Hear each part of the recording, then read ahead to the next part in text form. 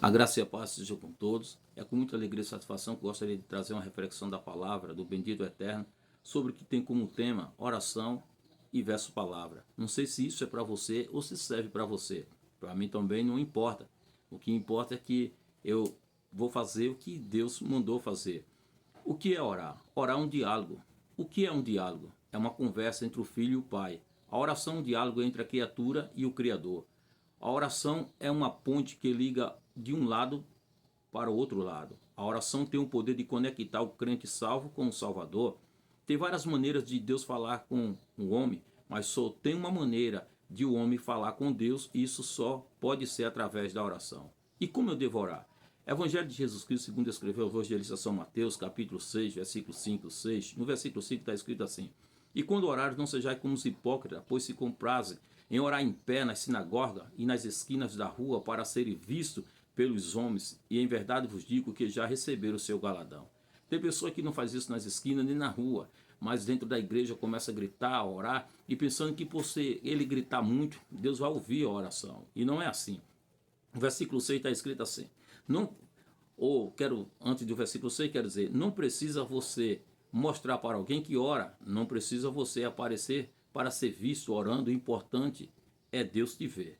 Se Deus te ver, há uma grande diferença entre a visão de Deus e a visão do homem. A visão de Deus, ela faz com que vê você não só por fora, mas também vê você por dentro e sabe todo o desejo do teu coração. No versículo 6 diz assim: Mas tu, quando orares, entra no teu aposento e fechando a tua porta, ora teu pai que vê o que está em oculto, e teu pai que vê o que está em oculto te recompensará. Então Deus que está em oculto, que nós não podemos ver, mas podemos sentir a sua presença, a sua Shekinah, que é presente, a Kavod, que é glória, a gente poder sentir isso. Então ele que está em oculto, ele vê o que está oculto e recompensará. Por isso que a Bíblia diz, Gálatas 6, 7, 8, diz assim: Não, rei Deus, não se deixe escarnecer, porque tudo que o homem ceifar, semear, e se ele ceifará o que semeia na carne ceifará a corrupção, o que semeia no espírito ceifará a vida eterna. Como eu devo orar? Orar com humildade, reconhecendo sua fragilidade, que é frágil, fraco, mas Deus é grande, forte e todo-poderoso. A Bíblia fala de uma parábola, no Evangelho de Jesus Cristo, segundo escreveu o amado médico Lucas, no capítulo 18, do versículo 9 ao 14, mas eu quero frisar assim, leio do versículo 10, que diz assim: Dois homens subiram ao templo para orar, um fariseu e o outro publicano. O fariseu, estando em pé, orava consigo desta maneira: Ó Deus, graça te dou, não sou como os demais homens, roubadores, injustos e adúlteros, nem ainda como este publicano. Jejuo 2 vezes na semana e dou o dízimo de tudo quanto possuo. O publicano, porém, estando em pé de longe, nem queria levantar os olhos ao céu, mas batia no peito, dizendo: Ó Deus, tem misericórdia de mim, pecador. Digo-vos que este desceu justificado para a sua casa, e não aquele que qualquer que a si mesmo se exalta será humilhado, e qualquer mesmo que se humilha será exaltado. Então, o que nós aprendemos aqui?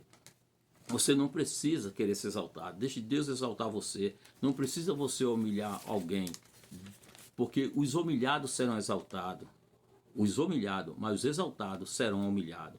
Como eu devo orar? Orar com o coração puro. O salmista disse, no Salmo 66, 18, está escrito: Se eu atender a iniquidade, no meu coração o Senhor não ouvirá. Mas por que Deus não ouve? Isaías 59, versículo 2 está escrito assim: Eis que a mão, o versículo 1, eis que a mão do Senhor não está encolhida, para que não possa salvar, nem seus ouvidos agravado para não poder ouvir. O versículo 2: Mas as nossas iniquidades fazem divisão entre vós e o vosso Deus, e os vossos pecados encobrem o seu rosto de vós para que não os ouça. Então, se tiver iniquidade no meu coração, se eu estiver pensando fazer o mal a alguém, querer arquitetar aquilo, Deus não vai me ouvir. Porque antes de tudo, Deus olha os que está aqui dentro de mim. Por isso que quando o Deus manda o profeta Samuel na casa de Jessé o Belemita para ungir um rei, e olharam logo para o Abinadab, o famoso, bonito, Deus disse: eu não vejo como vê o homem vê o que está diante dos olhos, eu porém vejo o coração.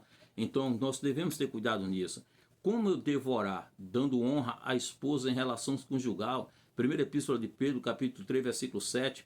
Igualmente vós, marido, cobitai com ela com entendimento, dando honra à sua mulher como vaso mais fraco, como sendo vós os seus coerdeiros da graça, da vida, para que não seja impedida as vossas orações. Se eu na hora estiver coabitando com a minha esposa com relação a outras coisas, Deus não vai me ouvir minha oração. Em relação sexual, o pecado refletido em outra pessoa. Aprenda isso. Isso aqui está escrito, registrado na Bíblia.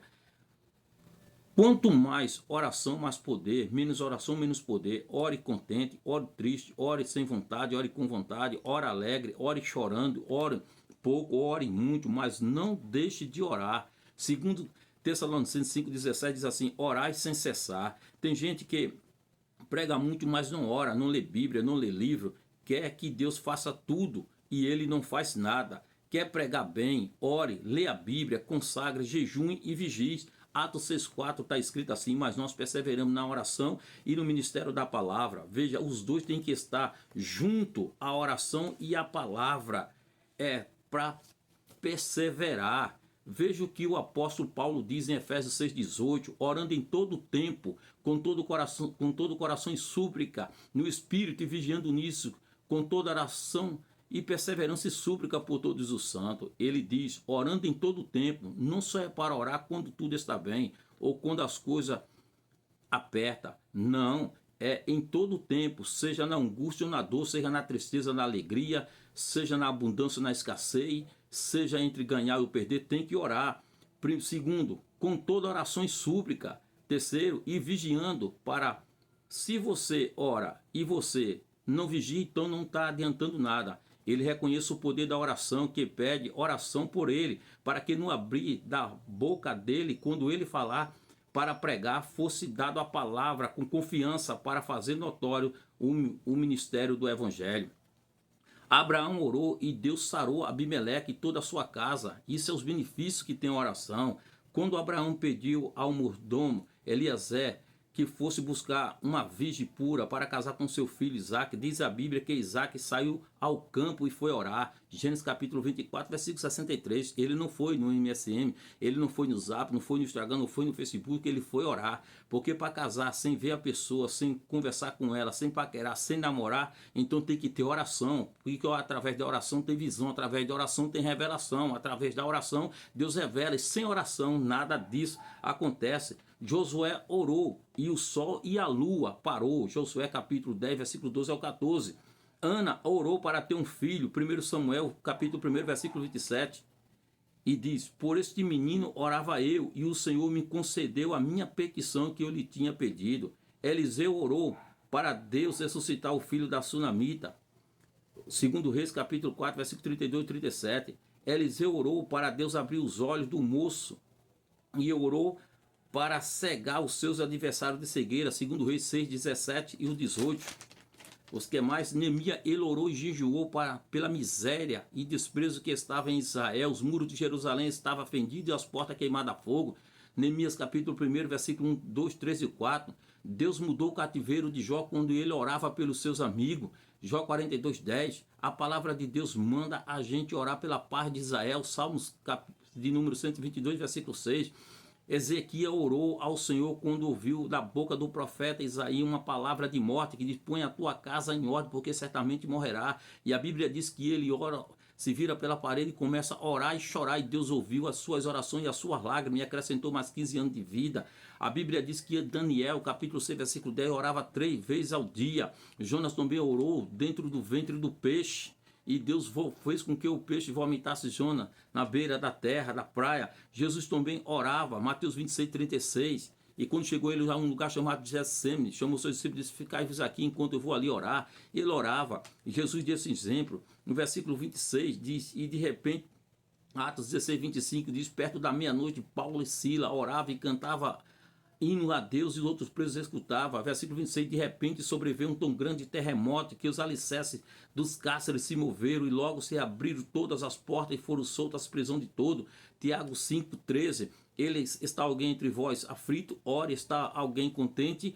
Cante louvor. A oração ela tem o poder de mover até os cárceres e os alicerces. Então ore, jejue, vigie.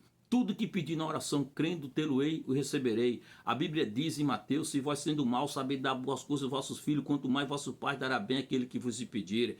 Então que pela graça, a bondade, a finita misericórdia do bendito eterno, que ele venha escutar a minha e as vossas orações e que venha responder, não porque nós merecemos, que não somos merecedor, mas pela sua infinita graça e bondade e misericórdia, que Ele venha conceder a vitória de cada um de nós através do poder da oração. Que Deus te ajude, que Deus te abençoe, em nome do Mashiach de Israel. Shalom.